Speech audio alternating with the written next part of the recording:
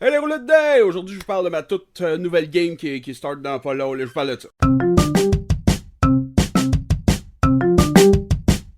Hey groupe, c'est fait. J'ai une nouvelle game qui start lundi dans 2 jours. J'ai fucking out. Puis aujourd'hui, je vais vous parler un peu de comment est-ce que tout ça s'est organisé. Premièrement, c'est parti de mon idée de Fistban. Quand j'ai lu Fistban, Treasure of Dragon, je me suis dit, ah, c'est cool, j'ai le goût de jouer une game avec plein de dragons partout. Il y a tellement de bonnes idées là-dedans, ça va faire cool, je suis full inspiré. Et puis là, j'ai arrêté la game des bâtards. Pour ceux qui ont écouté le bilan, là, ça a pris fin, ça a rendu compliqué avec les horaires. Mon autre game avec compteur aussi s'est terminé, ce qui me mettait dans une position de j'ai plus de game à jouer. Pas de tristesse, voilà une opportunité. Fait que, long story short, j'ai jasé avec un collègue de travail qui vient de commencer D&D. Il a fait, je sais plus, un 3-4 games peut-être à date. Il aime bien ça. Puis je parlais de mes idées, puis il semblait intéressé à jouer. Je me dis, ça te tente-tu? Je veux faire ça en ligne parce que, tu sais, ça, quand je vous parle de ça, tu sais, je planifiais ça. Là, on parle de quelque chose qui est peut-être au mois de novembre. Puis je dis, on va faire ça en ligne parce que sinon, je trouve que c'est difficile des fois de venir se ramasser autour d'une table. C'est plus facile de se dire, regarde, on va jouer toutes les lundis soirs de 8 à 10 et demi. Ça nous fait 2h30 à peu près pour pouvoir jouer. Puis tu sais, ça tire un peu, c'est pas bien grave. Fait que bref, ce beau bonhomme-là était partant, fait que ça me rate 2 joueurs de plus. 3 joueurs, je trouve qu'en ligne, ça se joue bien.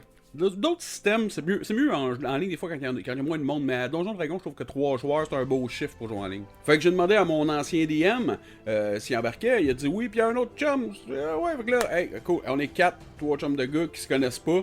3 gars que, David a 3-4 games. Mathieu, il a joué là très longtemps, genre des vieilles éditions. Puis Dave, puis oui, il y a un David, plus un autre Dave, plus moi, ça ressemble à ça. C'est mon premier DM. Lui, il joue depuis super longtemps, mais il a pas fait de Donjon Dragon. Fait qu'une belle équipe pour jouer, je vous explique un peu c'est quoi le concept que je voulais faire. Bon, le concept que je voulais faire, en fait, à la base, ce que je me disais, c'est que je voulais un gros monde de dragons. Je voulais des dragons partout, mais je me demandais, je veux-tu que ce soit un village où il y a des dragons qui arrivent, qui se font attaquer? C'est-tu un monde où il y a une guerre politique, puis les dragons sont comme en périphérie, puis ils se font entraîner? Tu sais, je savais pas de quelle place prenait, puis là, finalement, j'ai décidé de laisser faire la grosse histoire politique. Voilà mon concept. Il y a des villes principales, et chacune des villes principales est dirigée par un dragon. Ce dragon-là, des enfants, tu sais, des adultes, younglings, jeunes, pis tout. Pis là, ben, ces dragons-là ont différents postes. Puis il y a énormément de Dragonborn. La ville principale dans laquelle va se dérouler notre aventure, c'est Draconem, qui veut dire dragon en latin. Cette ville-là, on parle d'une ville d'humains avec un 20% de Dragonborn. Puis les Dragonborn, ils ont tous des postes un peu plus importants. C'est eux autres qui vont faire partie, entre autres, de la garde, tout l'aspect juridique, les avocats, les banques, les restaurants, tu sais, en tout cas.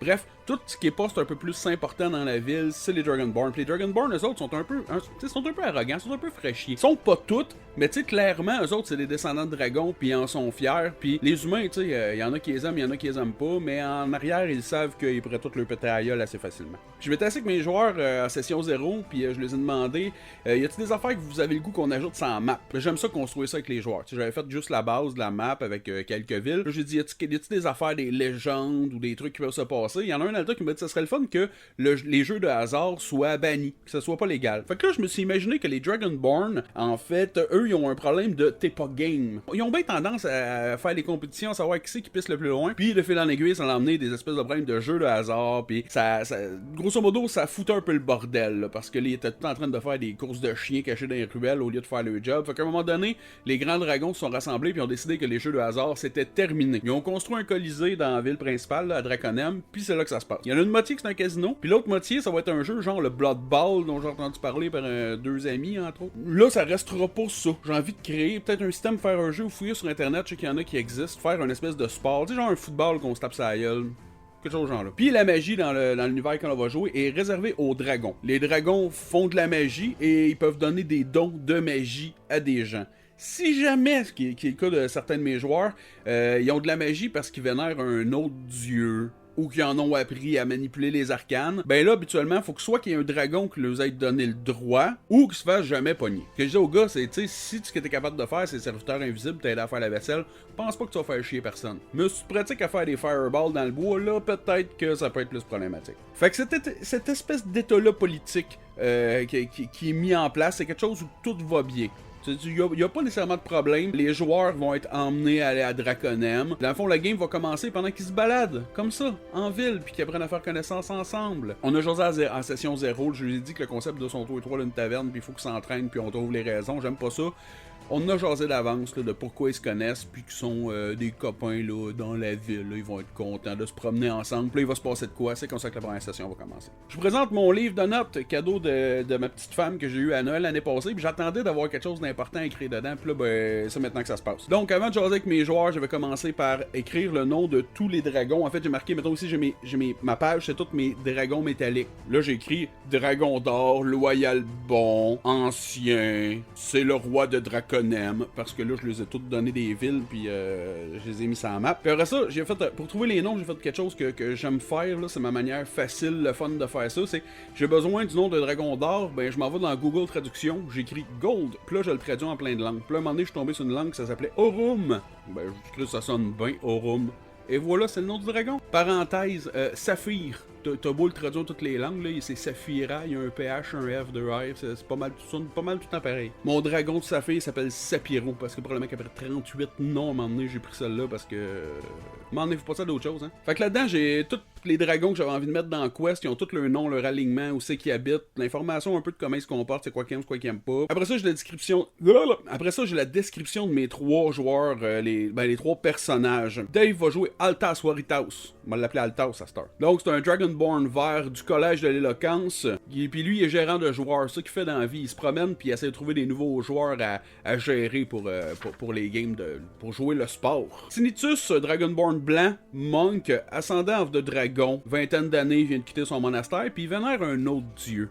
On va voir où c'est que ça va l'emmener au fil des sessions. Puis il y a Rimin Vidberry, qui est mon collègue David, qui fait un halfling de l'hospitalité, un druide du cercle des étoiles. Il y a un méchant gros backstory parce qu'on a vraiment beaucoup parlé, mais grosso modo, il habite sur un village sur le dos d'une tortue qui s'appelle Gamoun. Puis Gamoun, elle lui donne des pouvoirs de druide en échange qu'il fasse des petites job-ins pour eux autres. Fait que sa job-in, en partant, ça va être de se rendre à Draconem, découvrir pourquoi est-ce qu'une nouvelle constellation est apparue dans le ciel. Là, j'ai des pages de prémices, de texte écrites, là, parce que j'avais tellement d'idées à mettre que j'en ai juste garoché un petit paquet. Mais là où je m'en vais, c'est là qu'il y a un petit post-it, ça. Ça, c'est ma map.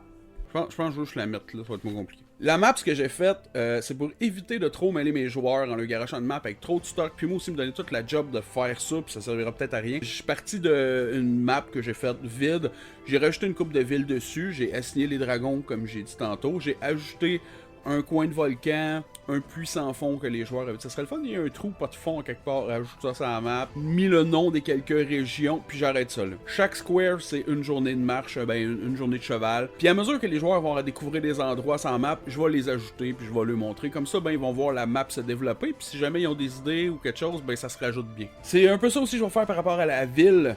J'ai rien construit de concret encore, là, mais je vais prendre une feuille, je vais mettre les endroits principaux, là, genre le château de Aurum, le Dragon d'or, une auberge, une bibliothèque, une taverne.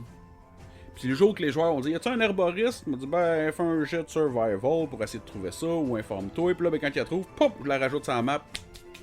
Et voilà. Vous pouvez être certain que vous allez en entendre parler parce que là, j'ai ma session 1 dans 2 jours, là, que j'ai bien hâte de commencer ça. Puis je ferai pas des recaps à chaque semaine parce que je fais à peu près une vidéo par semaine, puis je vais pas juste ça jaser deux. Mais mon livre, en fait, ça va être juste un paquet de notes de quest, toutes les PNJ qu'ils vont rencontrer, les endroits, ces choses-là. Je vais tout ajouter ça là-dedans, puis à un moment donné, mais j'avais bien du stock, puis que l'histoire avance un bon train. Mais que je sente que j'ai assez de stock, je vais vous faire un beau recap de la game, puis j'espère que ça va être intéressant. Quoique j'ai bien de l'espoir, là, les gars avec qui je vais jouer. 3 gars qui soit bien nouveaux, soit qui n'ont pas joué à 5e. En tout cas, je trouve que j'ai un beau panel de joueurs devant moi, c'est bien inspirant. J'ai hâte en esti de starter ça. Fait que, that's it, les roulettes de dés, je vous en rejase, mais que j'ai plus d'informations au sujet de comment ça se déroule. D'ici là, continuez de rouler comme des champions.